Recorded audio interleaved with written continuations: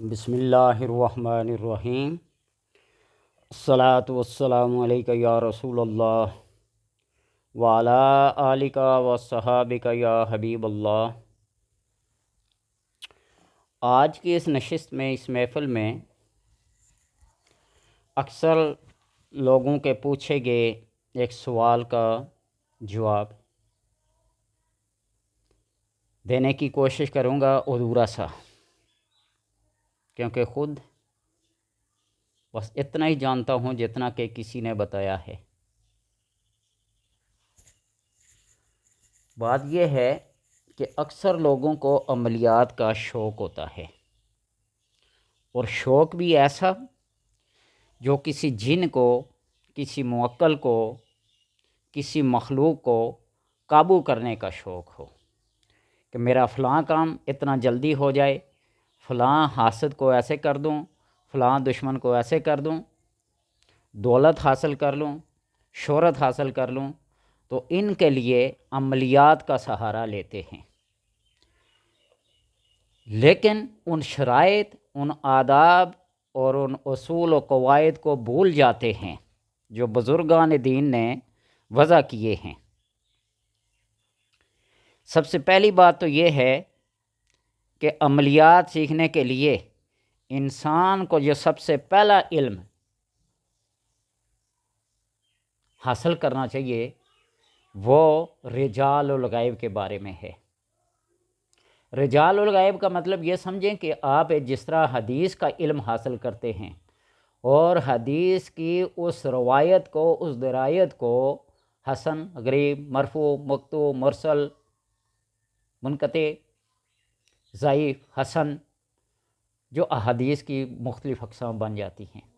ان کو جانچنے کے لیے اسماء الرجال، کون سا شخص کہاں پیدا ہوا،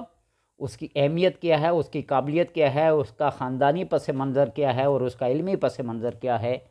اس چیز کا جاننا ضروری ہوتا ہے۔ پھر اس حدیث کی آپ صحت کو صحیح طور پہ سمجھ سکیں گے کہ یہ حدیث کس درجے کی ہے۔ ہوتی تو وہ حدیث ہی ہے، اس میں کوئی شک نہیں، آپ صلی اللہ علیہ وسلم کا فرمان ہی ہوتا ہے، ٹھیک ہے۔ اسی طرح رجال الغیب وہ روحانی بندے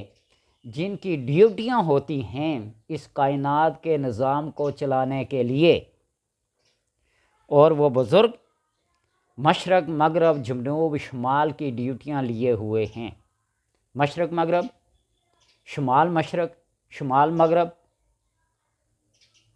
جنوب مغرب، جنوب مشرق، اسی طرح یہ کئی اطراف بنتی ہیں تو چار اطراف،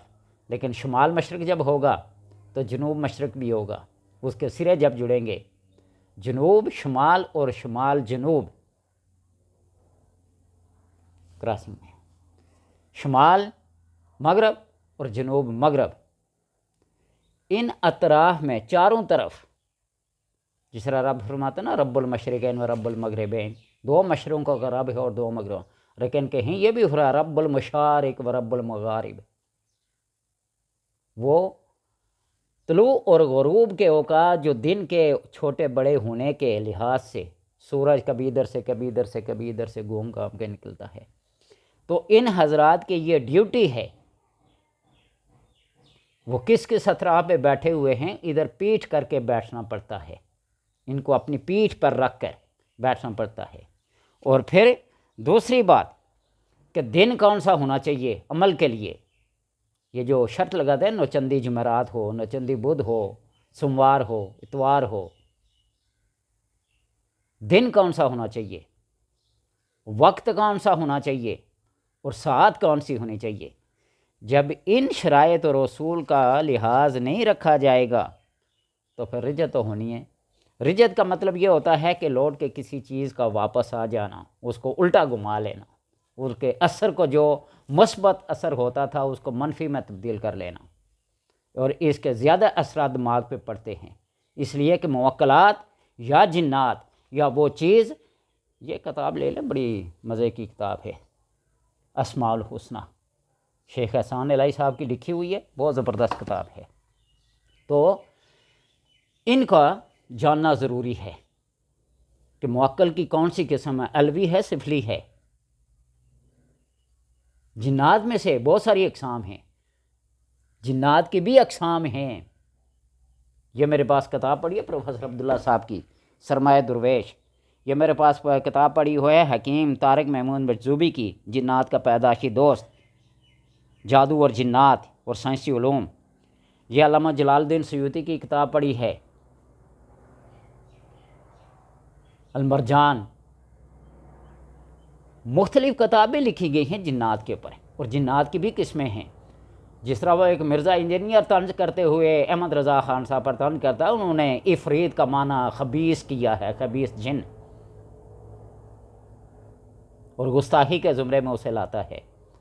کاش کہ اسے جنات کی اقسام کا پتہ ہوتا اور بخاری اور مسلم کے علاوہ دوسرے علوم کو بھی دیکھتا ٹچ کرتا۔ جس طرح آپ صلی اللہ علیہ وسلم فرمایا نا کہ العلم و علمان، علم دو ہی علم ہیں، علم الادیان و علم الابدان۔ اصل علم تو یہ ہیں۔ تو برحال بات کر رہا تھا وہ رجت کی، کہ جب اس کے اثرات الٹے پڑ جائیں بندہ اپنے ہوش و حواس کھو بیٹھتا ہے۔ اس کے لیے صدقہ اور زکوٰۃ کا کرنا بہت ضروری ہے۔ اور چند ایک بخورات، بخور کہتے ہیں کسی چیز کو دونی جلانا۔ یہ میرے پاس ایک کتاب ہے قانون تلسمات، جس میں تمام بخورات کی اقسام لکھی ہوئی ہیں، اور جب تک ان کو بجا نہیں لائیں گے اس وقت تک انسان کا، یہ دیکھیے پورا چپٹر ہے، یہ دیکھ لیجئے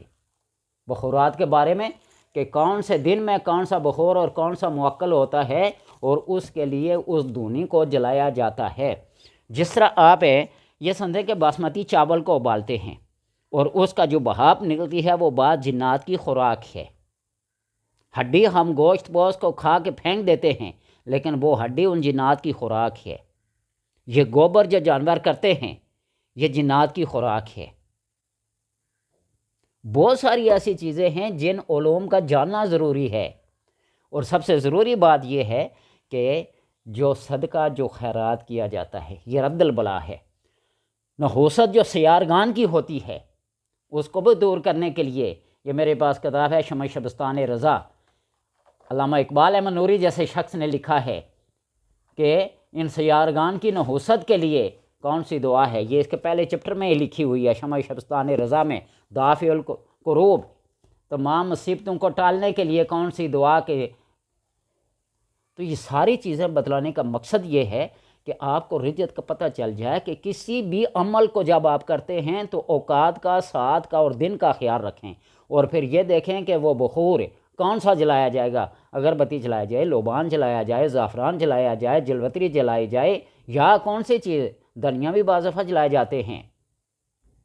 تو ان چیزوں کا بخور کا جلانا بہت ضروری ہوتا ہے۔ ہم تو صرف تھم نیل لگا کے، ٹائٹل اچھا سا لگا کے، لوگوں کو متوجہ کرنے کے لیے، شوق دلانے کے لیے، ان کے جذبات کو چھیڑنے کے لیے ایسا ٹائٹل تلاش کرتے ہیں کہ لوگ ہماری ویڈیو کو کلک کریں اور بس کیا دڑا دڑ ویوز آنے شروع ہو جائیں۔ دوسروں کا جب تک خیال نہیں رکھیں گے، ان کے جذبات کا خیال نہیں رکھیں گے، ان کے احساسات کا خیال نہیں رکھیں گے، تو آپ کے ویوز کسی کی جان لے کر، کسی کو پاگل بنا کر کیا کریں گے؟ سب سے پہلے اس علم کی، اس عمل کی زکوٰۃ دینا عمل کے لیے ضروری ہوتا ہے۔ یہ اتنا ہی ضروری اور اتنا ہی مشکل کام ہے، جس طرح آپ اعتکاف میں بیٹھے ہوئے ہو نا، تو غیر مناسب بات آپ نہیں کر سکتے، غیر شرعی حرکات نہیں کر سکتے، گپ شپ نہیں لگا سکتے، بس جس مقصد کے لیے آپ بیٹھے ہوں اس مقصد کو پورا کریں۔ تو اسی طرح اعتکاف کے دوران میں جن شرائط اور پابندیوں کا خیال کیا جاتا ہے ثواب کی خاطر، اسی طرح عملیات میں بھی جب بندہ خلوت میں بیٹھتا ہے، گوشہ نشینی میں بیٹھتا ہے، چلے کی صورت میں بیٹھتا ہے، تو خوراک کا لحاظ رکھا جاتا ہے، کون سی خوراک کھانی چاہیے، کن کن آداب کا خیال رکھنا چاہیے، اور کون سی پرہیز ضروری ہے، ترک جمالی اور ترک جلالی کا بھی ہونا ضروری ہے۔ تو ہم چلتے پھرتے اٹھتے بیٹھتے اپنی آسانی کے لیے جلالی قسم کا عمل پڑھنا شروع کر دیں، جس طرح یا کہارو یا جبارو کی ویڈیو بس ایک وائرل ہو گئی، میری نہیں کسی کی بھی، تو لوگ اس کے پیچھے پڑ جاتے ہیں کہ یہ اس کے فوائد ہیں، اس کو کیوں نہ حاصل کیا جائے۔ اس کے لیے میں آپ کو بتاؤں کہ یہ چھری ہے، میرے ٹیبل پہ بہت ساری چیزیں پڑی ہوتی ہیں نا، اس لیے یہ چھری ہے ہمیں، یہ تو عام استعمال کی چیز ہے، لیکن آپ اس کو شہر میں، بازار میں یا پبلک مقامات پہ لے کے گھوم نہیں سکتے یوں کھلے عام، ٹھیک ہے، کسی کو نقصان نہ پہنچے، گھریلو سطح پہ کا استعمال کی چیز ہے۔ کوئی ممنوعہ بور ہو،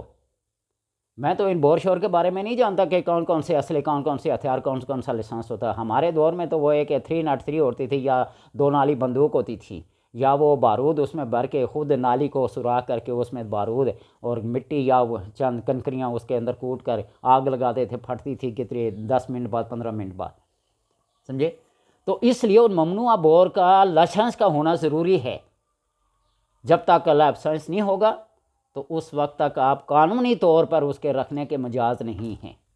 تو اسی طرح عملیات کے اندر بھی ان زکوٰۃ کا، صدقے کا، خیرات کا کرنا ضروری ہے، آداب کا رکھنا، ملحوظ رکھنا ضروری ہے، شرائط کا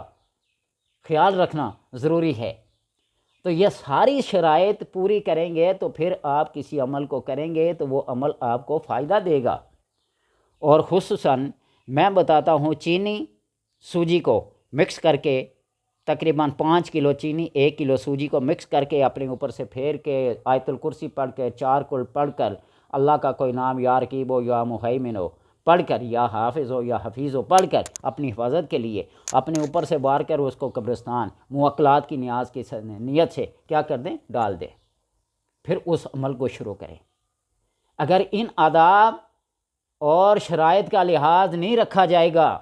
تو پھر اس کے بد اثرات ہر انسان پر پڑ سکتے ہیں، وہ حواس کو کھو سکتا ہے۔ ہمارے علاقے کے کئی ایسے ہیں جن کو لقوہ ہو جاتا ہے، زبان تھوتھلی ہو جاتی ہے، دماغ پہ اثر پڑ جاتا ہے۔ میں نے بہت عرصہ دکانداری بھی کیا نا، ہماری دکان کے ساتھ ایک بندہ آیا نا، کہیں جنوبی پنجاب کا تھا، من یجیب المضطر اذا دعاہ ویکشف السوء، بڑا جلالی قسم کا عمل ہے، اور یہ پڑھتا رہا۔ چند دن گزرے، کوے آنا شروع ہو گئے، ٹین ٹین کرنا شروع کر دی۔ اس کا ایسا اس کی دماغ پہ اثر پڑا کہ وہ بات کرتا تھا، بات کی سمجھ نہیں تھی، گریجویٹ تھا۔ اور خصوصاً یہ مادیت کے طلبگار، جب بہت ساری ڈگریاں ان کے پاس آ جاتی ہیں، ان کو نوکری نہیں ملتی، تو پھر یہ عملیات کے چکر میں پڑ جاتے ہیں۔ ان کے اوپر کسی نے جادو کر دیا، کسی نے بندش کر دی، ایسی بات نہیں ہوتی۔ یہ میری باتیں لگیں گی تو کڑوی، لیکن سوچنے کی ہیں، سمجھنے کی ہیں اور غور و فکر کرنے والی باتیں ہیں۔ تو لہٰذا اپنے شوق کی تسکین کے لیے ان چیزوں کا بھی ادا کرنا ضروری ہے، صدقہ اور خیرات کرنا ضروری ہے، موکلات کی نیاز دینا ضروری ہے، اور پاکی اور پرہیزگاری کا خیال رکھنا بھی ضروری ہے، عقل حلال اور صدق مقال ضروری ہے،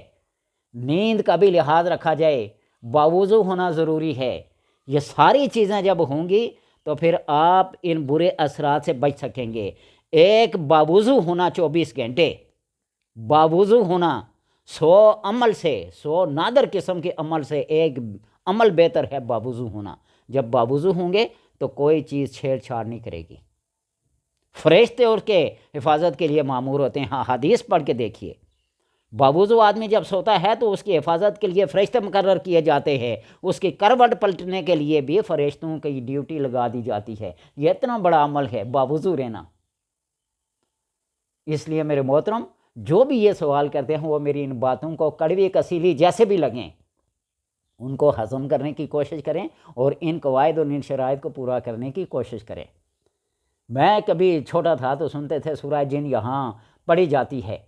تو ہاں جی ناد حاضر ہو جاتے ہیں۔ اللہ کو حاضر ناظر کہہ کے کہتا ہوں کہ 3 رات میں 1000 مرتبہ سورہ جن پڑھی ہے، 3 رات میں 1000 مرتبہ سورہ جن پڑھی ہے، ایک پتہ بھی ادھر سے ادھر نہیں ہوا، تنہائی میں، علیحدگی میں، کئی دفعہ سورہ جن کو 100 بار بھی رات میں پڑھا ہے، ایک پتہ بھی ادھر سے ادھر نہیں ہوا۔ میں کیا کہوں کہ جنات کہاں چلے گئے، لیکن اس کی ایک خاص ہے کہ کسی بزرگ کا، کسی صاحب نظر کا ہونا، پیچھے ہاتھ رکھنا بہت ضروری ہے۔ میرا کیمرہ اگر آپ کو دکھا سکے، میرے اوپر یہ کتابوں کے اوپر ایک تصویر لگی نظر آئے گی، یہ دیکھیے، وہ اوپر لگی نظر آ رہی ہے، یہ میرے پیر و مرشد بابا تاج الدین رحمۃ اللہ تعالی جن کو شہنشاہ حق تکلیم کہتے ہیں، جب سے دامن تھاما ہے نا، اللہ اور رسول کا دامن، ہاتھ میں ہاتھ دیتے بعد کا ہاتھ ہے، اللہ اور اللہ کے رسول کا دامن چاہیے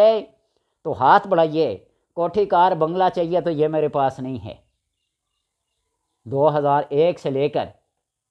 اب تک اللہ تبارک و تعالیٰ کا وہ فضل ہے، وہ کرم ہے۔ نبی کا تو کرم ہی ہے نا، رب کا کرم تو وہ کرم ہے، اس کے مقابلے میں کرم تو ہے ہی نہیں ہے۔ لیکن جو کسی صاحب نظر کا، جو کسی مرشد کا، جو کسی استاد کا پیچھے ہاتھ ہوتا ہے، وہ ویڈیو لمبی ہو گئی ہے، معذرت چاہتا ہوں، لیکن یہ باتیں آپ کو فائدہ دیں گی، ان کو دیکھیے۔ رجال الغیب کا خیال رکھیے، پاکی پرہیزگاری کا خیال رکھیے، ترک جلالی اور جمالی کا خیال رکھیے، دن کا، وقت کا، ساعت کا خیال رکھیے، پرہیزگاری رکھیے، اور توجہ یکسوئی، صدقہ اور خیرات کو نہ بھولیے گا۔ یہ بخورات جو جلائے جاتے ہیں ان کا خیال رکھیے گا تو انشاءاللہ آپ رجت سے بچ جائیں گے۔ یہ میرا دعویٰ ہے اور میرا کیا ہے، اصول ہے، قانون ہے، اور خود اپنا جناب کیا ایک پکا اصول ہے کہ ان کے بغیر کام نہیں کرتا، اور جس کا کام کرتا ہوں اس کی فیس بھی لیتا ہوں، ہدیہ بھی لیتا ہوں۔ للہ فی اللہ کام کرنا ایک علیحدہ بات ہے، خدمت خالق ایک علیحدہ بات ہے، لیکن جنات سے مقابلہ کرنا جوئے شیر لانے کے مترادف ہے۔ اپنی جان سب کو پیاری ہوتی ہے، اس اصول کو یاد رکھیے گا۔ اللہ تبارک و تعالیٰ سمجھنے کی اور عمل کی توفیق عطا فرمائے۔